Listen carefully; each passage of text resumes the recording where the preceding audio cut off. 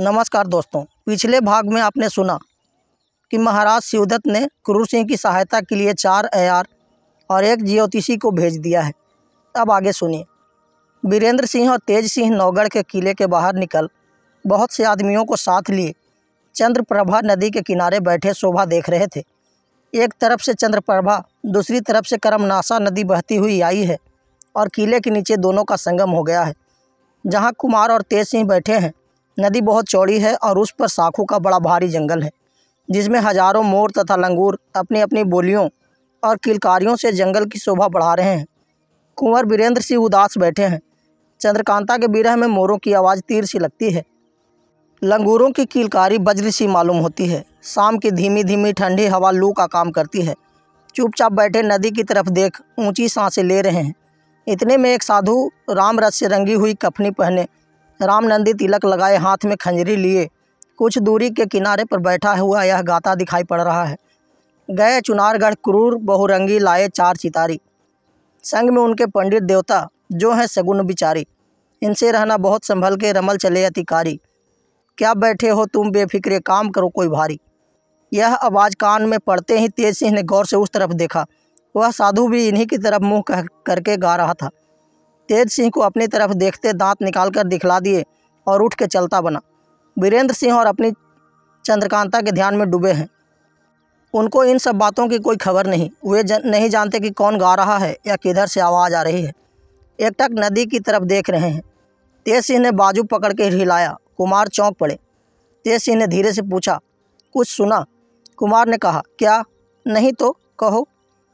तेज सिंह ने कहा, उठिए, अपनी जगह पर चलिए, जो कुछ कहना है वहीं एकांत में कहेंगे। वीरेंद्र सिंह संभल गए और उठ खड़े हुए। दोनों आदमी धीरे धीरे किले में आए और अपने कमरे में जाकर बैठे। अब एकांत है, सिवाय इन दोनों के इस समय इस कमरे में कोई नहीं है। वीरेंद्र सिंह ने तेज सिंह से पूछा, कहो, क्या कहने को थे? तेज सिंह ने कहा, सुनिए, यह तो आपको मालूम ही हो चुका है कि क्रूर सिंह महाराज शिवदत्त से मदद लेने के लिए चुनारगढ़ गया है। अब उसके वहाँ जाने का क्या नतीजा निकला, वह भी सुनिए।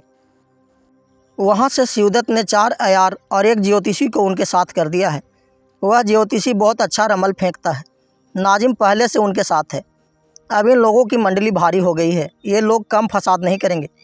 इसलिए मैं अर्ज करता हूँ कि आप संभल कर रहिए। मैं अब काम की फिक्र में जाता हूँ।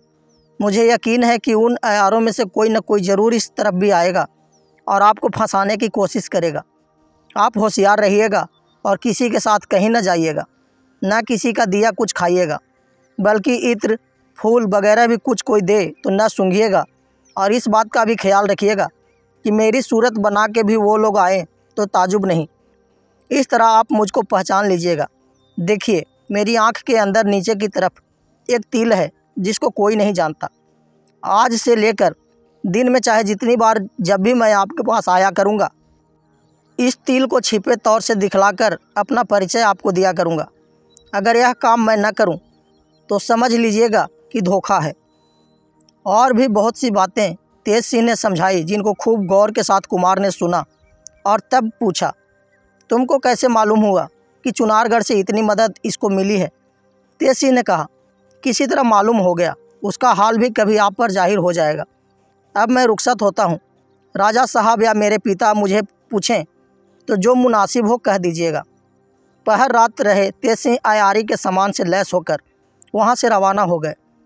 चपला बालादवी के लिए मर्दाने भेष में शहर से बाहर निकली। आधी रात बीत गई थी।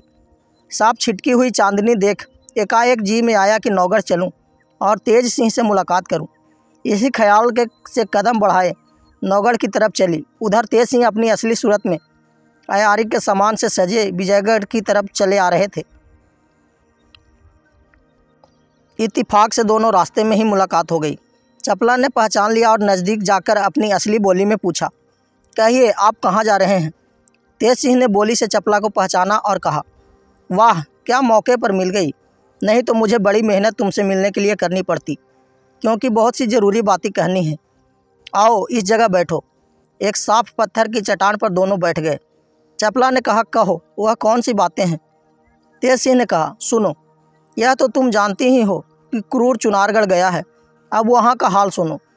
4 अय्यार और 1 पंडित जगन्नाथ ज्योतिषी को महाराज शिवदत्त ने मदद के लिए संग कर दिया है। और वे लोग यहाँ पहुँच गए हैं।